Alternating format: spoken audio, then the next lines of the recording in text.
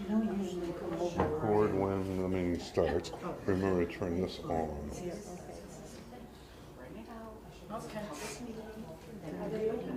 It's passed.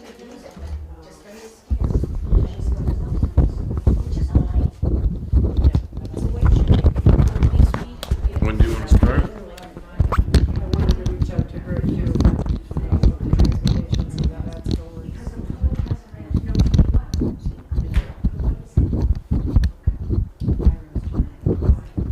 Okay, you're past the hour.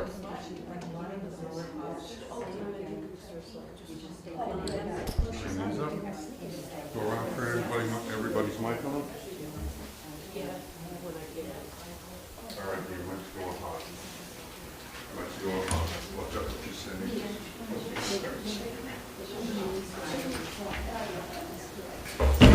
Quiet and set.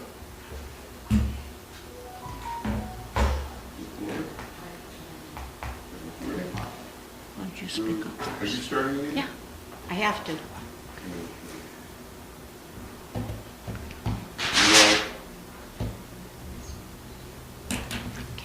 The special meeting of the Auburn Housing Authority Board of Commissioners for May 23rd, 2023 is called to order. This meeting is being recorded. Is there anyone in attendance who is also recording the meeting? No. The purpose of today's meeting is to reorganize the board. Once the nomination for chairman has been made and voted to accept, the meeting will be turned over to the new chairman. For roll call, please state your name. I, Sharon Catino, here. I, Rose Turner, here. I, Roberta Briggs, here. I, Wendy Steinhilber, here. Monica Locker here. Okay, may I have the nominations for chairman, please? I, Sharon Catino, nominate Roberta Briggs for chairperson. May I have a second? State your name to second the motion. I, Rose Turner, second the nomination for Roberta Briggs. Okay, so now you need to vote. State who you are and how you're going to vote. I, Sharon Catino, vote for Roberta Briggs for chairperson. Okay? No, say aye. I, Rose Turner. I'm confused in the saying. Say I, Rose Turner, vote for Roberta Briggs. Just say it. I, Rose Turner, vote for Roberta Briggs. Monica? I, Monica Locker, vote for Roberta Briggs. I, Wendy Steinhilber, vote for Roberta Briggs.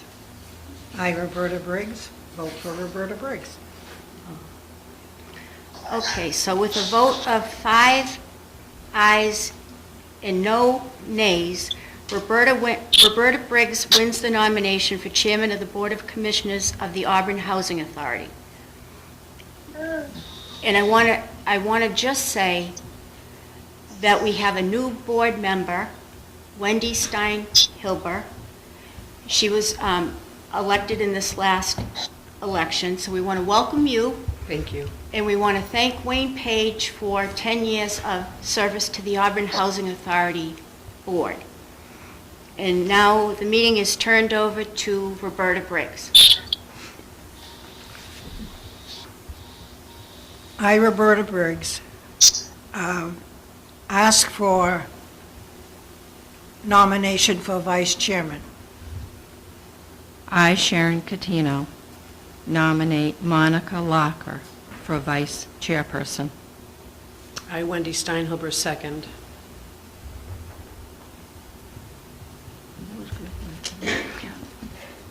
I, Roberta Briggs,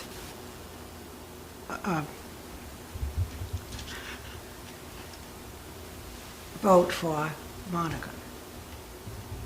You need a roll call vote. Yes. So, For vice chair. I, Sharon Catino, vote for Monica Locker. I, for Rose vice. Turner, vote for Monica Locker. I, Wendy Steinhilber, vote for Monica Locker. That's the part that confused me. All in favor? Aye. Hi, Monica. So Monica, you're the vice chairman. Thank you, Monica. Thank you. Next one is nomination. I, Roberta Briggs, ask for a nomination and vote for treasurer. I, Rose Turner, nominate Sharon Catino for treasurer. Rose Turner.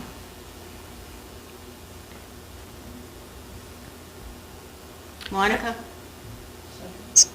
I, Monica Locker, second the nomination for Sharon Catino for treasurer. Okay. So, did we get your vote? I, Wendy Steinhilber, vote for Sharon Catino for treasurer. Okay, all in favor then. So, congratulations, Monica. Sharon. I apologize. So we only just started doing these roll call votes. Can we go over the exact format for how they should work? Well, Because I feel that there is confusion, and I'm not sure when people are voting versus seconding, or it seems like You're right. you're right. it seems confused. It seems confused to me. You're right. Okay, so if the chairperson is going to ask for a nomination for Yeah. a specific place on the board, like a title. So then Yes. somebody actually has to make a motion, but you're going to Yes. have to state who you are first, because people watching from home don't understand who you are. So by stating who you are in a roll call, you could say, I, Sharon Catino, nominate such and such. I, Rose Turner, second that motion, and then it's like all those in favor would Yes. be another roll call vote, and you would say who you are and how you're voting. So my understanding, and tell me if I'm correct or incorrect, is that for the roll call vote, we just have to say, like, I would say Monica Locker, aye. So I'm saying, yes, I'm voting yes to this. I don't have to restate Right. right, okay, got it. Thank you. Good question. Yes, it is. The roll call vote is new for us. Yes. We found out during the open meeting law training that, because we had a complaint, that we need to be doing the roll call vote, and that's why we are not familiar. I mean, we voted, but it was kind of like a block, and nobody knew exactly who was voting. We kept track of the motions, but not the actual how people voted. So we're still, and that's why we're writing everything down to try to remind ourselves how to do it, so that we don't mess it up and get another complaint. Is that you. clear enough, Monica? Yes, it does, thank you. Okay. And we now need a nomination and vote for vice treasurer. So I, Roberta Briggs, now ask for nomination for vice treasurer. I, Sharon Catino, nominate Rose Turner for vice treasurer. We need a second. I I, second. Monica Locker, second the nomination for Rose Turner for vice treasurer. Wendy Steinhilber, aye. I, Sharon Catino, vote yes for Rose Turner for vice treasurer. I, Roberta Briggs, vote yes for Rose Turner for treasurer, vice treasurer. All in favor? I, Monica Locker. I, Wendy Steinhilber. I, Roberta Briggs. I, Sharon Catino. Okay. Any member items?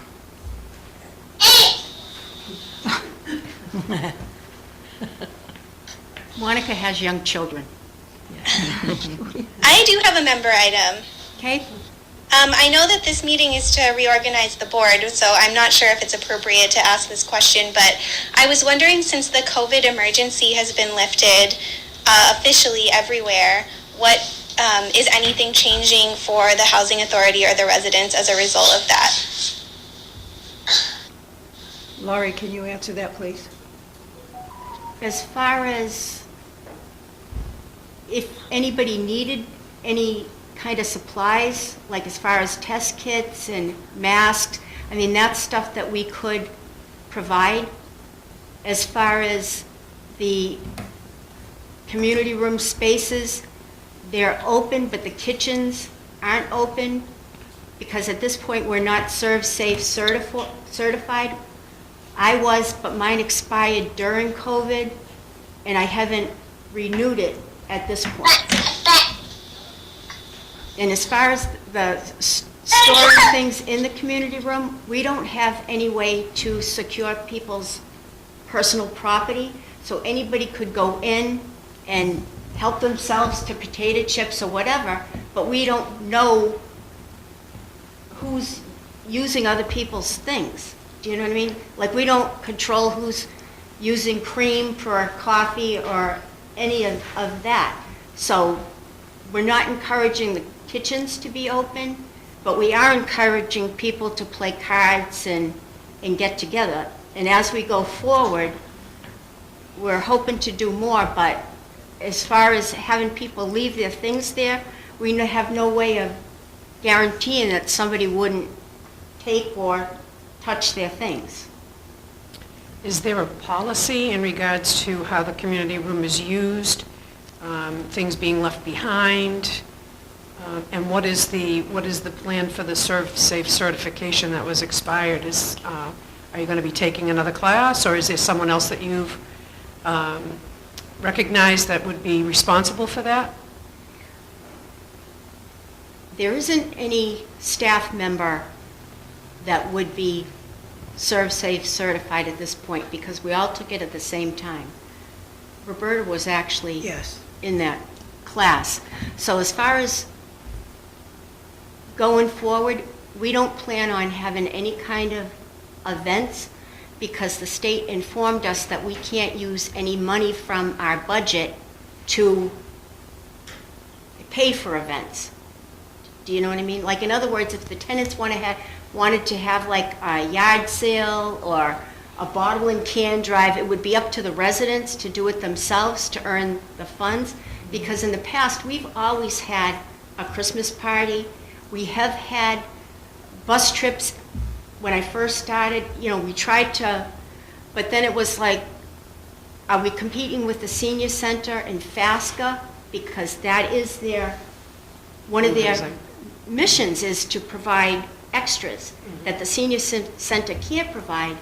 FASCA steps up, and they do provide bus trips and different cookouts, and the congressman or the state rep, you know what I mean?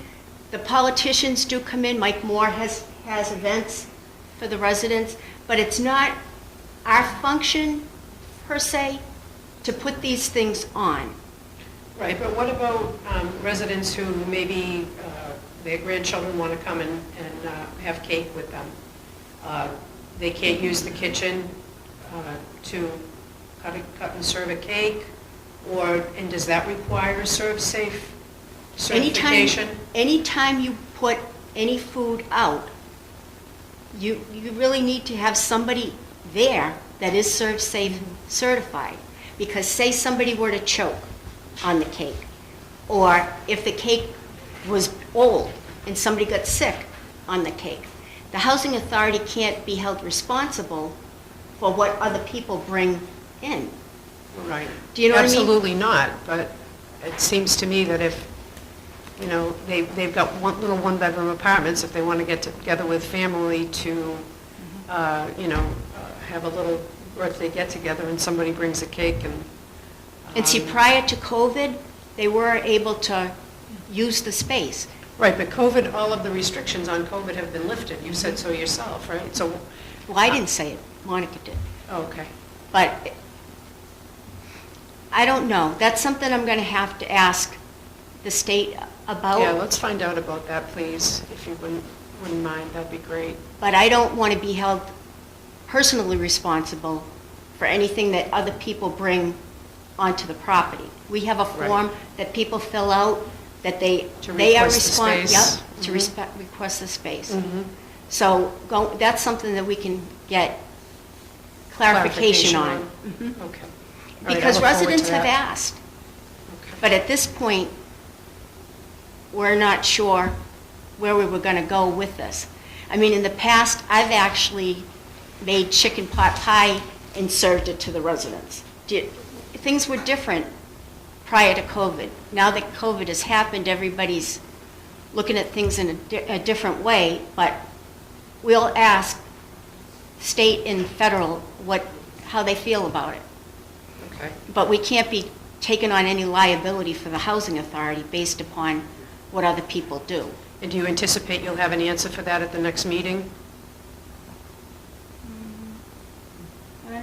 I don't know. Depending on what they say, Okay. the state is, we can ask. Okay. And I can certainly That's all you try. can do is ask. Okay, Yep. thank you. Can certainly try. Thank you, Lori. One thing I'd like to do that we haven't Welcome, done. Monica. Oh, I'm sorry. What did you say, Monica? She said, thank you. Okay. One thing I would like to do that we have not done, and because it's reorganization, is I would like to pledge allegiance to the flag. Would you please rise? I pledge allegiance to the flag of the United States of America and to the republic for which it stands, one nation, under God, indivisible, justice for all, and justice for all. Are there any other public comments?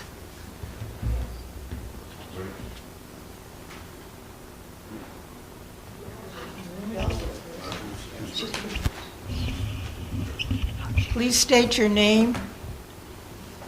Hi, my name is Brenda Raposa. I live at the Peace Packagug Village Federal side. I am here on behalf of my 13-year-old Shih Tzu. I recently received a letter from Betty stating that my dog could not visit a tenant anymore because my dog barked twice for his 2 bones and then water and then proceeded to her lap. Then Betty said to me and the tenant that my dog and I should not be visiting with her. But there are plenty of tenants that have family members visiting with their dogs. I am tired of AHA picking on my dog. I would like to see a retraction of this letter because this is discrimination. Laurie? We received 2 complaints in writing that the dog was barking and disturbing another resident. We have turned it over to the attorney to get a clarification on what can be done because we did get the complaint in writing. We have to respond to that complaint, we have to investigate it, which we have done, and we're waiting for a follow-up from our state attorney as to what action can be taken. Because what we found was that the dog is not a problem. Nobody in her building has complained about the dog, and other residents that live in the same building as the tenant that was having the dog visit, nobody in that building complained about noise from the dog either. So I have one resident that complained, and we had to respond to that complaint, and that's what we've done, and we're waiting for clarification from the attorney as to where we go from there. Okay? Is there a hard and fast pet policy that's in place that the tenants all have? There isn't anything that states that one tenant or a resident can't have a visitor with a dog. All our residents that have dogs have pet policies unless it's a reasonable accommodation and they Or they yeah. don't. Right. So there isn't anything that spells out that they can't visit, but then you run into the, what if a pet visiting soils the carpet? then who's responsible for that? Well, doesn't the owner of the pet pay a pet deposit? For the apartment that they're in, but they don't pay for an apartment that they're visiting. Do you know what I mean? I do. So if there was an accident in the resident's apartment, that would be one thing, because they have a pet deposit that they pay. It's $160, so it certainly doesn't cover any kind of replacement, but it is something. But we don't have anything in writing that says that Brenda can't bring her dog to another apartment. It doesn't spell it out. So we've asked the state for clarification on that. Right. Because, I mean, say it was a comfort animal, or like say somebody was blind and they needed the dog to help them get to visit somebody. So there has to be some kind of accommodation that's made, but we don't have anything in writing, and we need clarification from the state as to how other housing authorities have handled this, because I'm sure this is not the first time that this has happened. But we're waiting for the attorney to give us clarification going forward, because we have to respond to the initial complaint in the appropriate way. But now we also have to respond to Brenda in how her situation with her pet is being handled. So you did find that there was just the one complaint, and that everybody else seemed to be okay with the dog, and that there was not a lot going on? Okay. So we actually had, she put it in writing twice, because she did not feel that we had responded to her. So we've received 2 complaints in writing from this one particular resident. Then we turned around and spoke with the woman whose Brenda's pet was visiting, and we also responded to Brenda saying that, we received a complaint about your dog, spoke to the other residents in Brenda's building. Nobody has ever complained about this dog. Nobody. Nobody outside that sees this dog has ever complained about this dog. And Brenda's walking the dog a lot. Nobody's ever complained. It's just this one particular resident complained twice in writing. So we have to respond to that. Sure. And upon investigation, she's the only one that's complained about the dog. There was nothing to support the complaint? Nothing. Okay. Thank you. And we have statements from people in writing in support of Brenda's dog not being a problem. Do you know what I mean? So if in fact we get taken to court on this, which may happen, we can prove that the dog is not a problem to anybody else. He's a problem to her, and that's as far as it goes. But we've got to get confirmation from the attorney, and we made her aware that we did get this complaint. So is this opportunity to put a policy in place about pets and bringing them to other apartments, and would it make sense that the pet cleaning fee followed that animal where it went? And if, in fact, it did soil someone else's apartment, had to be cleaned up, then another pet deposit would be necessary? I mean, there are ways that, you can make this tenable for And everyone. the attorney is going to give us guidance on that. Okay. Because if another housing authority has a pet policy That'd that be great. states it, why reinvent Why the wheel? reinvent the wheel? Right. Absolutely. So we're in that process. The attorney was on vacation. We're waiting she did come back, so we're waiting for her to respond back to us. But I'm sure other housing authorities have had the same issue. We just haven't. Sure. And we need to make sure that what we do is legal, because then we'll get dragged into court again, which we're trying to avoid. Okay. But that's something we are working on. And we always try to follow state and federal laws. Absolutely. Anybody else?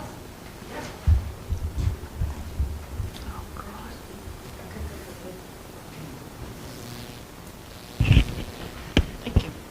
Hi, I'm Trina from Packagug Village. Louder. Okay. Hi, I'm Trina from Packagug Village.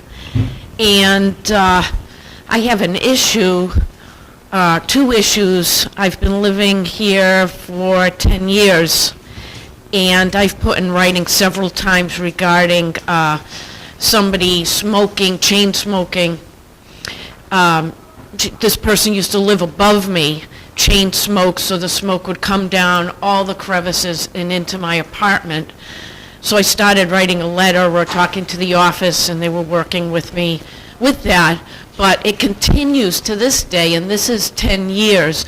This person has moved to the first floor, and with the smoke, it just envelops the whole front way with the walkway up. I have to open up the window upstairs or open my door. It comes into my apartment. And there's been, the police have been called regarding this issue because this person struggles with dependencies. And it's just taken so long. And the book with all my writings in it must be a binder at this point. But you have to catch, my question is, do you have to catch a smoker in the act with all their blinds down and they never smoke on the premises, but it's billowing out of a fan from their bedroom? So you could just stand in front of the fan outside and the smoke is just coming out, but yet, nothing has been, I find that nothing has been done regarding removal of this person, or what can we do? What can we do as a group about smoking in apartments?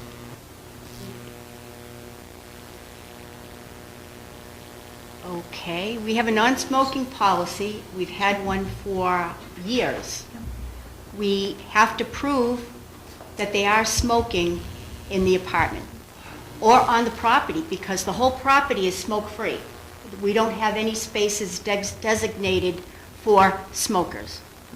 It's all smoke-free. We have to prove, so in other words, we have pictures of ashtrays with cigarette butts in them. Not enough. We have to have a picture of somebody actually having the cigarette butt in their mouth in order to go after them for smoking. It doesn't make any sense. So the fact that we can smell it, we can see it coming out of the window, is not enough. We have to actually physically, somebody has to see them smoking on the property and take a picture of it. Excuse me, Lori. Go ahead. So I can understand that, but I also find it somewhat concerning to sort of have this rule that almost encourages people to, take photographs of each other without permission. I'm wondering, where does that come from? That's the attorney, because it's like, I could turn around and say that I know somebody smokes because I saw him at Shaw's pulling in with a cigarette butt in their mouth. I've personally seen that. But was it something that I saw on the property? No. Do I know they're a smoker? Yes, I do. But can I prove they're smoking on the property? No, I can't, because I didn't see them smoking on the property.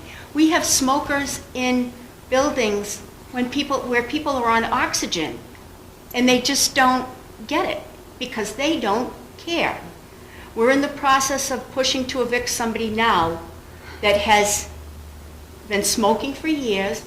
She's hurting the people in her building. She's been made aware of this on a number of occasions, and we have gone to the attorney. We've had a pre-termination eviction hearing. We will be scheduling another one with this particular resident, and then going forward, we're going to push to evict. So is it my understanding you have photos of this woman smoking? We don't have photos, but we have complaints in writing from other residents in that building, and we're hoping that we're going to either get this person to the point where they know we're coming for them for the smoking, and they're either going to stop. They've promised us over and over that they were going to stop. They've had the patch, they've had whatever, but it doesn't ever get corrected.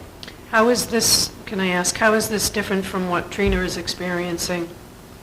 It's no different. This is the first one that we're going to go after. because we have to have people other than Trina complaining. You know what I mean? It can't just be, because then it's going to look like Trina's picking on this person because she doesn't like her, or she doesn't like him. You know what I mean? It always comes down to, well, this is what one said, but what do you have to prove it?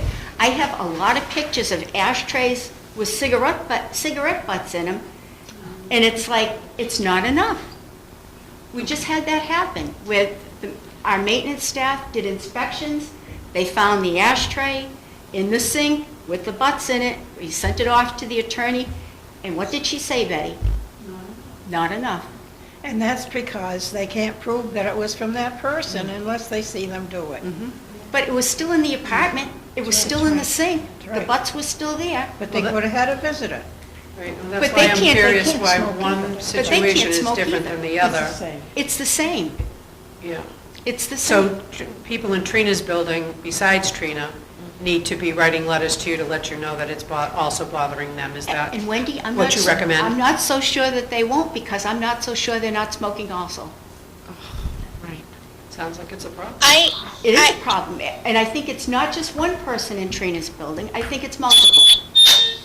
So it's going to be hard for her to get somebody else to complain about it, when in fact, they may be contributing to the problem. But that's something that we have to work through to the attorney, because we're not, at this stage, we want evictions, because this has gone on long enough. But we can't evict unless the attorney feels that we have enough to go forward. And it's not just Trina's building, it's happening in other people's building too. So we're pushing forward with one, because we hope we have enough, and we're going to see how that one goes, and then if we can go forward with that one, then we can turn around and start addressing it in the other buildings. Thank you for that.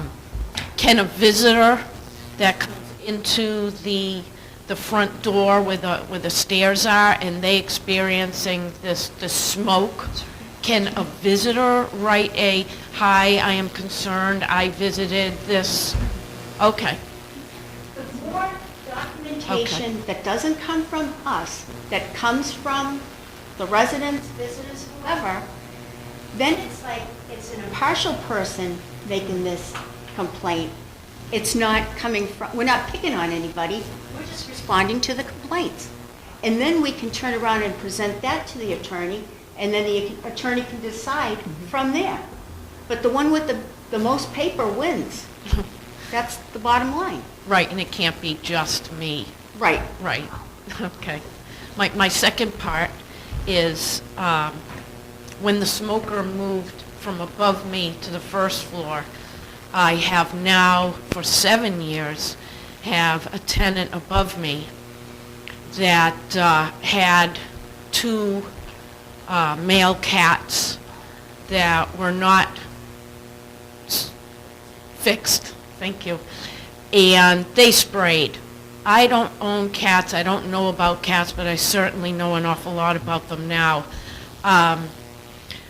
There's a litter box, and this is from years that Auburn Housing Authority has been working with me on this, and has experienced cat litter all over their floor, all over the carpet, and also witnessed wet urine spots that would be above my bedroom closet.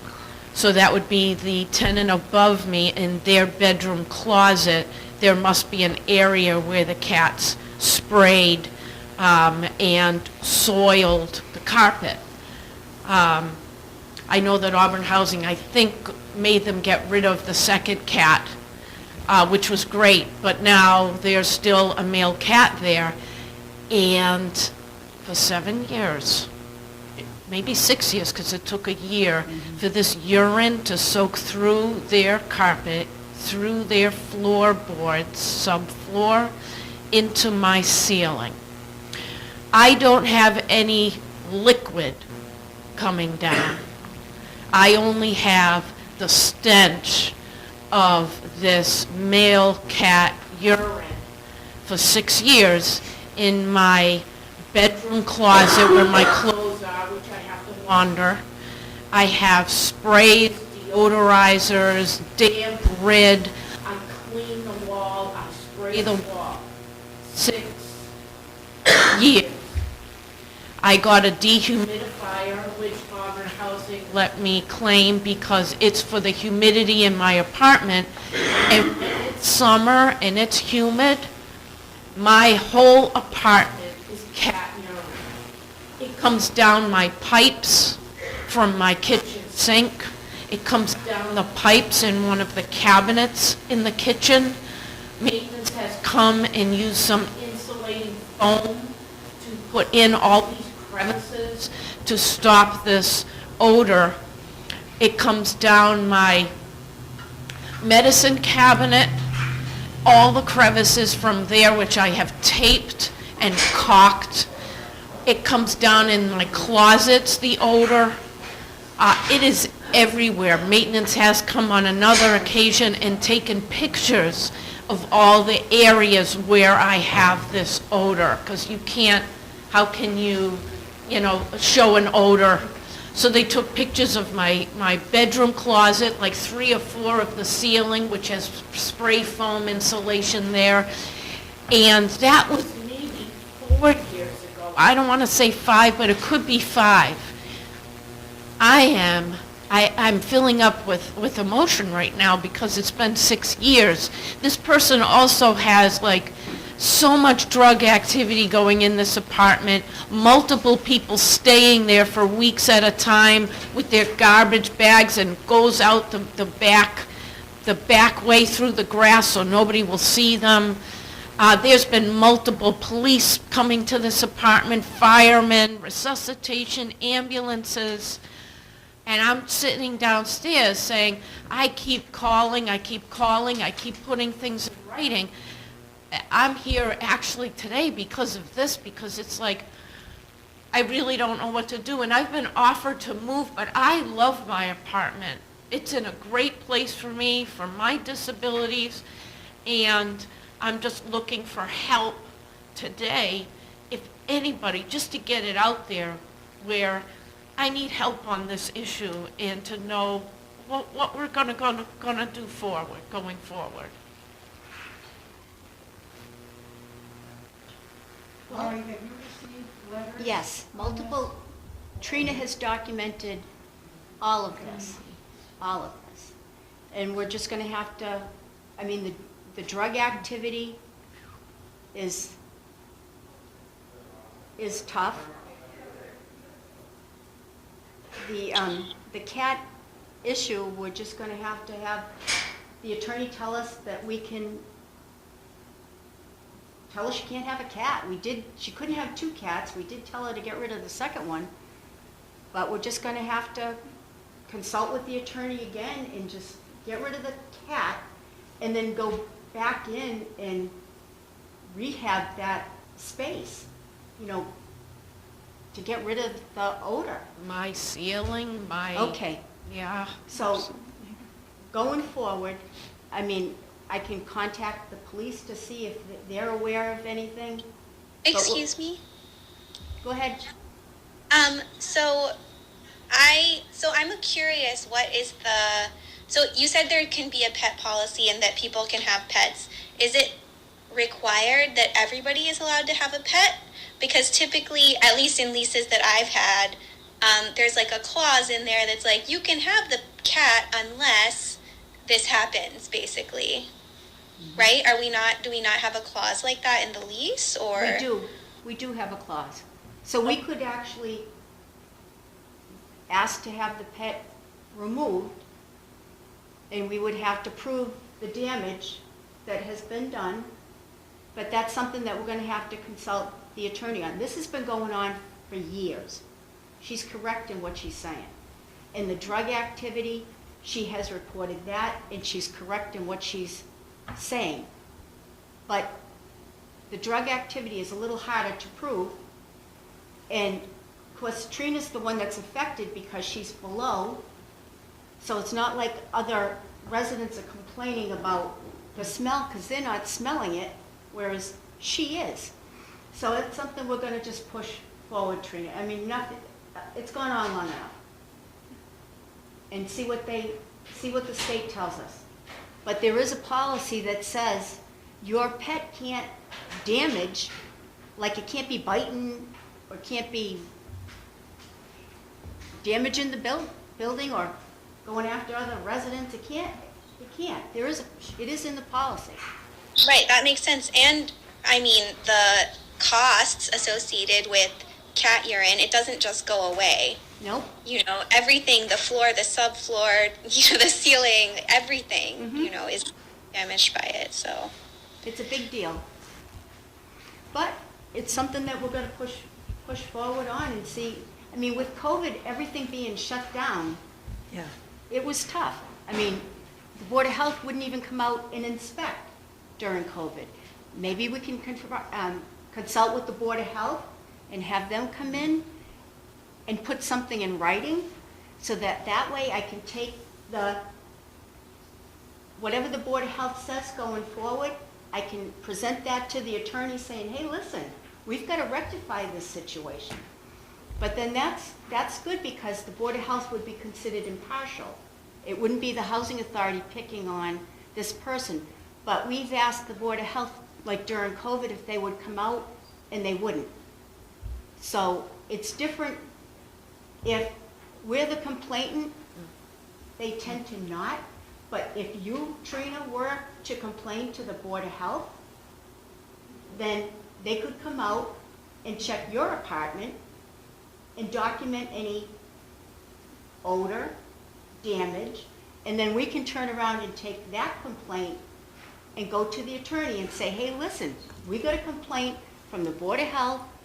We weren't the ones that inspected it, although we have in the past, because maintenance has tried to alleviate the problem as far as the smell goes. But once we have that complaint from the Board of Health, that's gonna force us to act. And then the attorney, that'll force them to act, because we've got to do something to stop it. The cat's got to go. So if you wouldn't mind filing a complaint with them, I have called the Board of Health, and what'd they say? and they told me I cannot complain about any other apartment, any other animal, any other person.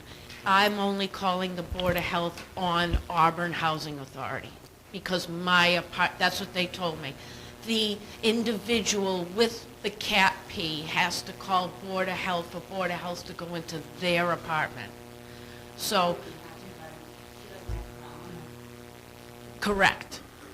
And I have an issue, because if it's a dry summer day and this apartment above me has their windows open, the odor is less.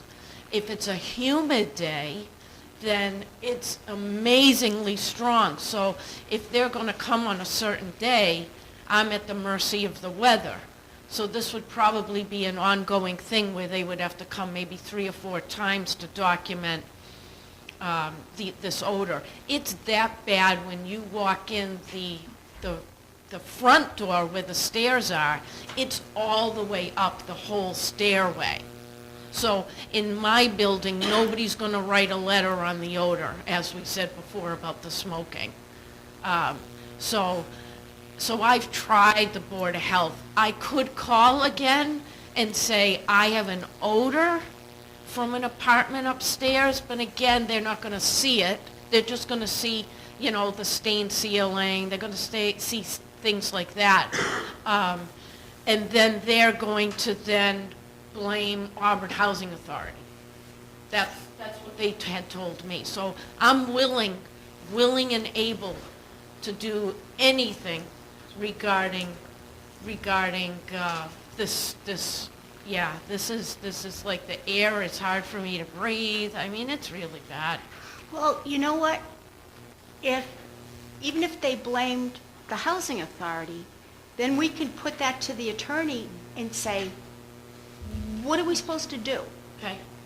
And then they can't say, well, do you know what I mean? Yes. So that even if the Board of Health does blame the housing authority, then we can turn around and go forward. I can ask the Board of Health what they would recommend, and then we can consult the attorney and just say, hey, listen, we got this complaint, what are we supposed to do? And how do we go about doing it legally Right, and get it over with? right. Once Other and for all. people are showing me some information, and I think Excuse me? Go ahead. Hi, I have a suggestion. So I know that the Board of Health cannot enter the other person's apartment, but if you have stains in the ceiling above your closet, having the Board of Health document that seems to me like that would still be worthwhile. And if they would come and inspect your apartment and not the other person's apartment, if the damage is, how extensive the damage is, then having that documented probably helps your case. that sounds very good. Yeah, that's a good suggestion, Monica. So you're gonna complain to the Board of Health, and we can call the Board of Health that we received a complaint at this meeting, and what do they recommend we do? And how far can they go? And in the meantime, we're gonna put it in writing and get a response from the attorney, one way or the other, okay? Yes. And that's about the drug activity, that's about the chain smoking, and the cat. That should Yes, thank you. cover the three issues, Thank you. okay?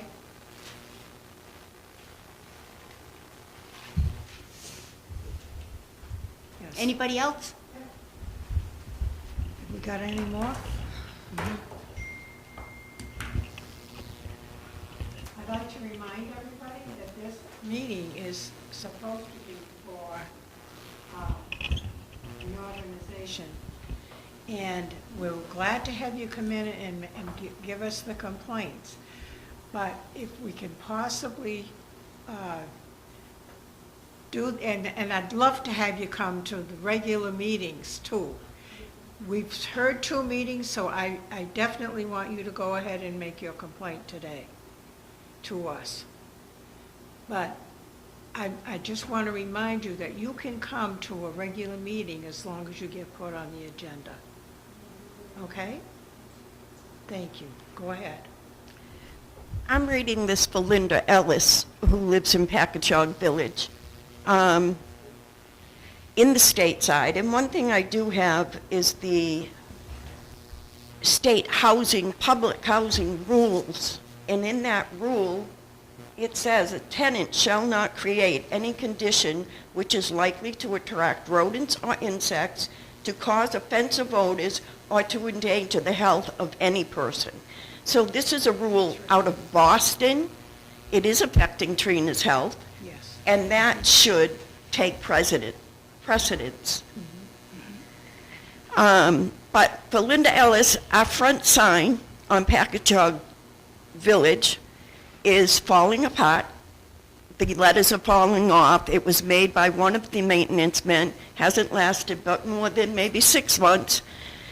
And we really should take pride, and housing should put like a V-shape sign out so that you can see the address, no matter which way you're coming on the street, and maybe have some uplights to light it up, and have a little pride showing about Packagug Village, because what's up there now is not good. And Linda wrote, you don't allow people to have flowers in pots or little flags that say Happy Spring. These things make seniors feel like it's a home instead of an institution. They like to watch the birds. They're not allowed bird feeders. Some of the people can't get out and enjoy watching from their windows. And to use the reasoning they will be projectiles in a tornado, we don't really get many tornadoes. And if somebody knew the tornado was coming, I'm sure people would go out and remove these little 1-pound flags or a hanging pot of flowers that their children bought them for Mother's Day. The kitchen in the community room is not open because of COVID. We can't have gatherings. We can't even use the trash buckets. Yet you go on bus trips, Lori, with people that you don't know. We can't even get into the bathroom without going out of the community room. Then you have to unlock another door, get back into the building to use a restroom or go home. We're supposed to have tenant reps. We were told they were tenant reps, but they were told not to talk to the people. So we have nobody to represent us. We have asked Wayne to represent us in the past, and that's why you haven't seen us here before. It's because the two people that ran for tenant reps won't speak to us. Wayne would come and say, there's nothing I can do. I'm Laurie's boss, but there's nothing I can do. The office in the community room should be open during recent research, making people, make it easily accessible for people to get their research done. There's an office at Packagug Village. Not everybody up there has a vehicle, can't always afford a car, Uber or a taxi, so it would be very convenient for somebody to open up that office during research season and let the people walk to that office, and maybe things would be done more quickly and smoothly. The washing machines need to be cleaned at least once a month. They smell musty. The office staff needs to be nicer and not so condescending when someone calls. And that's, thank you, Linda Ellis. And now I'm Terry Moriarty. I am a tenant of 15 Packagug Village. I've been a tenant there for 12 years. I've been a tenant of Packagug Village for 10 years, 12 years. I have asked in the past, where am I on the list to transfer to the back of Packagug Village to Federal, to a first floor? I have been on the list for 3.5 years, although I will say that when I first moved here 12 years ago, I applied for either or, state and federal. I was offered state.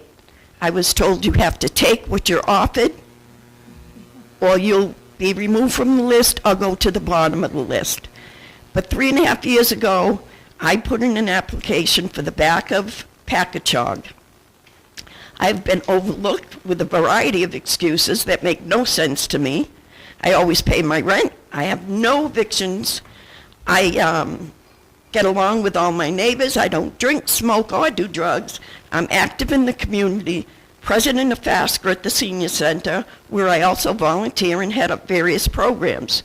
Laurie, you refuse to speak to me and 95% of the other tenants, yet we are the reason you make your $96,000 a year. Using federal for veterans only is discrimination. Plus, I know of at least 10 who have transferred and at least 2 others that were offered federal without even being asked. You weren't asked for them to move to federal. You people just offered it to them. So you're skipping over. I don't understand that. We have a couple that lives there. They have been offered 6 to 7 different apartments. They left the village, moved into Millbury housing, didn't like it. A year and a half later, they found out there was a first floor available in the back of Packagug, and a week later, they got it, which was by just flying by the applications, because they didn't need to put an application in. They're getting the cottage now, which I understand. They need the cottage. They aren't physically able, but that's going to leave a first floor, and I'm going to be bypassed one more time. I'm tired of it. I'm tired of being blackballed, and I want it in writing. Where was I on the federal list 3.5 years ago, and where am I now? I'd also like to thank Wendy for stepping up to the plate and caring about the tenants. I pray you can help housing tenants, as we haven't had anyone that would listen to us. I invite you to come to the village, have a meeting, and listen to the people's needs. I'd like to know why our 2 tenant reps are not allowed to speak to us, why the rules are not for everyone, why tenants are being harassed by the office. How can Monica serve on the board and now be the vice chairman and not attend meetings? The village has older people, many wonderful people that are frustrated, disgusted, scared, and depressed as we are losing our rights by you changing the rules on a whim. Please understand, our home should be peaceful. This is not a prison. You claim to spread joy, but your actions are cold and hateful. And being on the board, running the board at FASCA, if you can't come to a meeting for three consecutive meetings, you're out. So I don't understand how Monica gets to be on the phone. As far as Safe Serve goes, I run programs at the senior center. We put out a notice when we run our pitch leagues that says this food was privately made at home, that the senior center is not responsible for anything that happens to anybody that eats the food. That's the only thing we need to do, because we're not using their kitchen, which would be the same thing if the kitchen was opened up. We wouldn't be using that kitchen to cook. That was never allowed, even before. It would just be to be able to get in there and serve things properly and refrigerate things properly. And that community room was shut down well before COVID. And it was shut down, to my knowledge, because a tenant was having one of her alcoholic relatives sleeping in there. But that, that's affected the whole village for this one tenant. I don't understand. There's rules from this Boston HUD that aren't being followed. We have people that don't live there 9 months out of the year. They aren't there. And then when they do come back, they cause issues with my parking place. We have another one that smokes in the back with oxygen is being used, and she will outright tell you, Laurie will do nothing to me. She loves me. These two people used to work in the office. Laurie knows exactly who they are. But nothing gets done to them. And as far as dogs visiting, we have big dogs that visit other people, including Laurie's mother. And they're not from the Housing Authority, so they don't have a pet policy in place. It's crazy. The rules are not for everyone. Some of these old people are in tears. I mean, full-blown tears and broken down. It's not right. The older we get, the fewer needs we need to make us happy. A little 1-pound flag in our garden that says, welcome spring, or, welcome to my flower garden. I don't know. It just seems there are many more things on that property that will be projectiles in case of a tornado, instead of the little things that are being brought up. And I don't see why. I have talked to the police. I have a son that's a sergeant in Worcester. I don't see why you can't put up ring cameras where there's a problem with drugs. I don't see why you can't put up cameras where you've put somebody that's not a good tenant. We have a hoarder in there. He smells, his apartment smells, that whole hallway smells.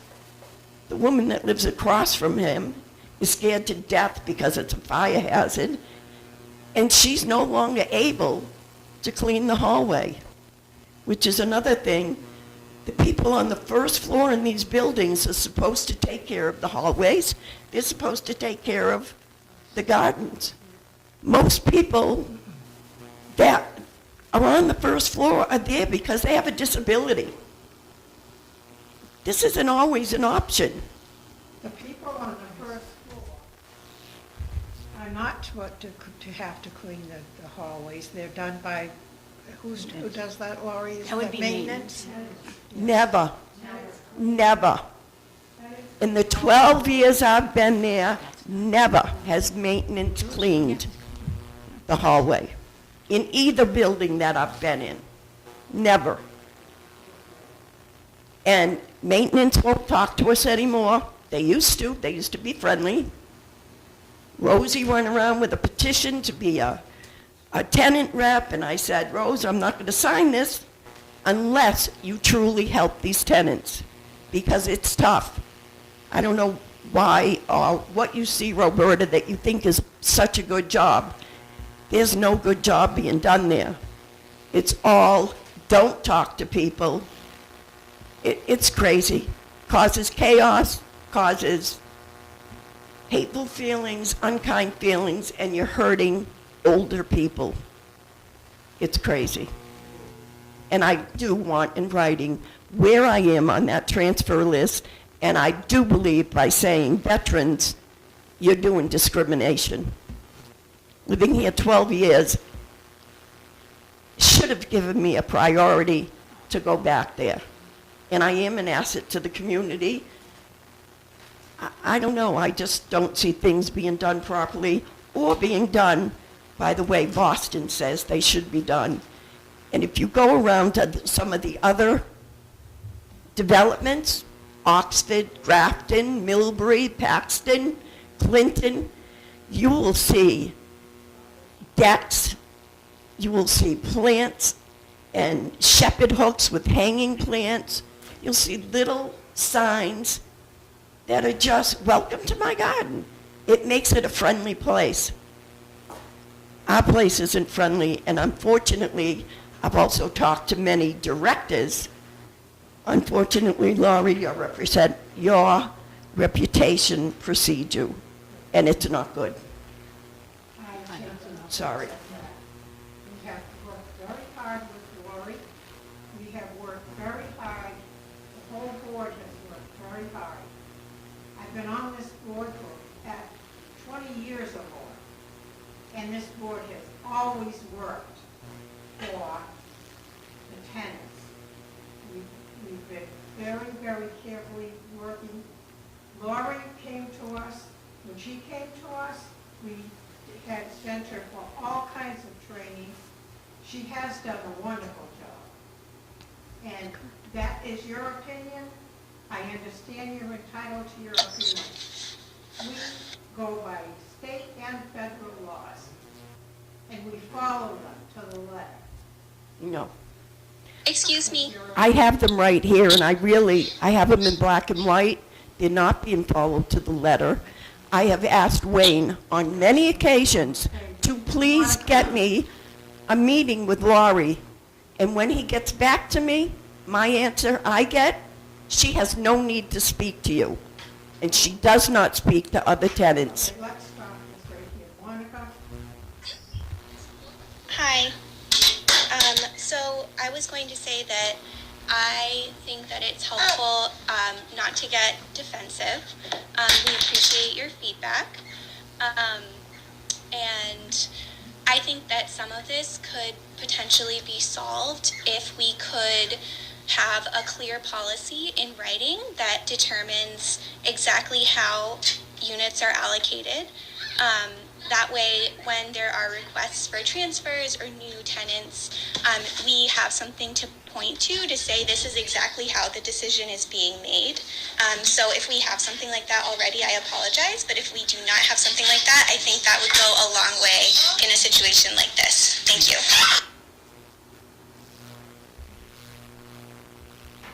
Lori, would you please like us to do your answer to those complaints? I wrote them all down, and I'm going to take time to address them. Yes. I don't make $96,000 a year, just so you know. We have policies in place now for some of these things. We're in the process of going through the policies and reviewing them. So we do have a transfer policy, but it may not be enough, or it may not be specific enough, but that's something the board can look at and going forward, if it needs to be corrected. We have policies on pretty much everything. But I wrote them all down, and we'll just address them as we go along. I mean, they're her opinion, but they're valid because they're her That's right. opinion. You know, and we just can go through and address them one by one, but not today. Yeah, I think in the interest of transparency, to have a way to say, in this specific case, this is how we made this decision according to X, Y, and Z in the policy, that could be really helpful and help people understand exactly how decisions are made. Okay. And we do have to follow state and federal regulations, so we work very hard at doing that. But thank you for coming forward. Like she said, you are entitled to your opinion, as I said, as before. And it will be addressed.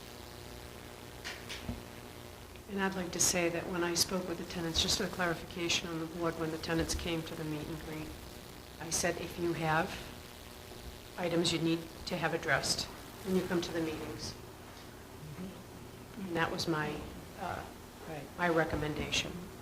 And that's why we have public comment Correct. on the agenda, Yes, right. twice, at the beginning and at the end of the meeting. Right. But usually we do limit the amount of time each person takes for that. We have like a half an hour for comments for everybody that comes. So if you know it's going to take you longer, then I would suggest you call and get put on the agenda. Okay?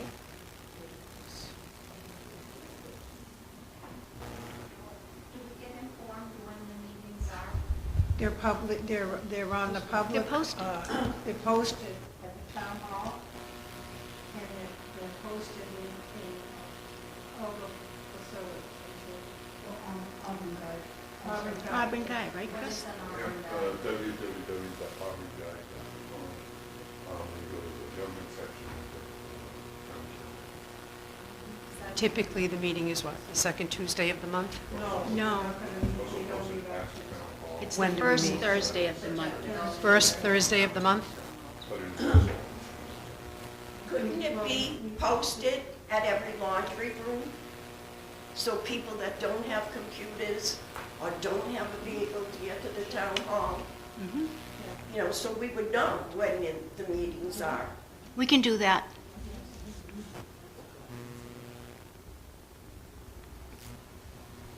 Does anybody else have anything they want to say? I would. You do? Okay. You brought up a bunch of stuff. But the day that you dragged a person over, and I'm talking to two elderly people, and you said, you got to talk to this one because she's not doing her job. Well, I got to tell you, wait, I got to tell you, and I told you to your face then, on the board, we deal with a lot of the budgets, and that's why we weren't talking. I wasn't dealing with people. But that is not how you represented yourself. You came around the village telling us that you wanted to be the federal tenant rep. No, I never said that. Yes, I didn't you even know what did. that was. No, You I certainly did, and I specifically said to you, Rosie, I'm not going to sign it unless you're going to help out these people I know that you live said here. that, but I'll And tell you you, I said, didn't know what my job was you going to be know on the me, board. I have a big mouth. Order, please. There'll be no arguing. I don't need to come here and be called a liar. I didn't. That's the petition that she sent around the village. No, I did not. I don't even go around the village. I'm never home. Yes, Oh, you- come on. I signed, you came to my door, you came to my door. Oh, for the and signatures. you said to me, can you sign this petition because I want to be a state rep, I mean a federal rep. Sharon was with no. you, When- and she said, and you said, this is Sharon, she's the state rep. I signed the petition. I don't even know what they're talking about. Oh, Listen, oh, I went around and I had you sign. That's enough, That was for Wayne. that's enough, That's enough. I It was think, for Wayne. I think what she's referring to is the nomination paper. When you ran for that seat.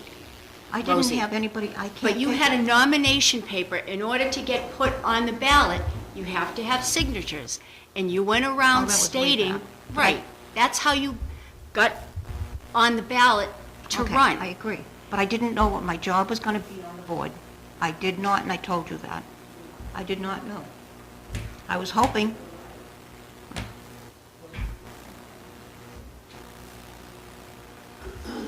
All right, anybody else have any? You said you had something too.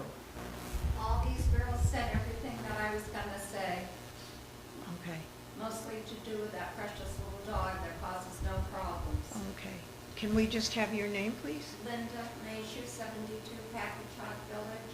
Thank you. And the other thing, I felt bad for all the seniors that didn't have their plants and birdhouses, and I was trying to figure out why. And just one other thing. Parking, there's 3 people, myself, Lori's mom, and the people live downstairs. We never know where we're gonna be parking, because the tenants tell their, are they called aides that come in, that they can park in the back anywhere they want to. And their visitors park in the back whenever they want to.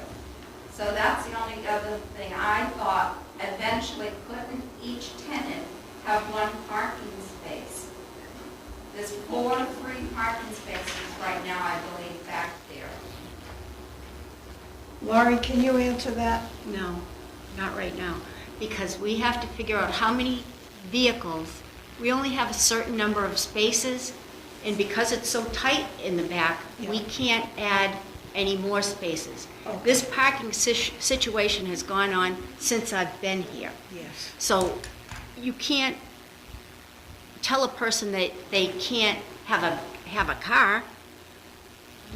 And not everybody can park in the back if there are more vehicles than there are spaces. So we have it posted, tenant parking only. People's family members come in. Anybody with a handicap placard can park anywhere as long as it isn't a fire lane. They can park there. I have a handicap placard. I can park anywhere as long as I'm not in a fire lane. There is no assigned parking in any of our developments, and that's only because we don't have enough spaces to assign them. I know, and I think we've got 4 empty ones now. I have a handicap placard, but I don't use it because I want the people that really need it. But I have asked people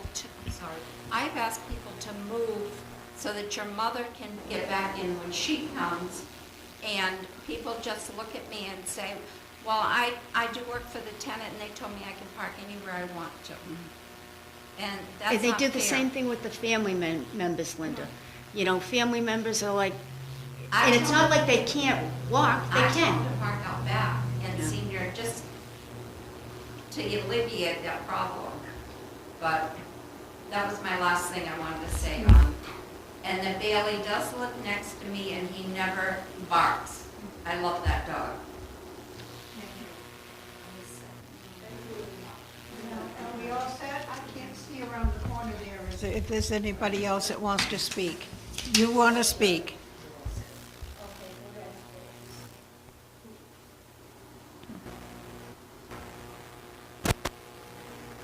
Go ahead. Oh, you're all set? Okay. He just turned it off. Okay. Now we need a motion to adjourn. Wendy Steiner will make a motion to adjourn. Sharon Catino, I second. For a second. Oh, I, Rose Turner, motion to Roberta Briggs. I agree to adjourn. Wendy Steinhuber, yes. Monica? Aye. Your name? State your name. Sorry, Monica Locker, aye. All in Sharon favor? Catino, aye. Aye. Rose Meeting Turner. is adjourned. Aye.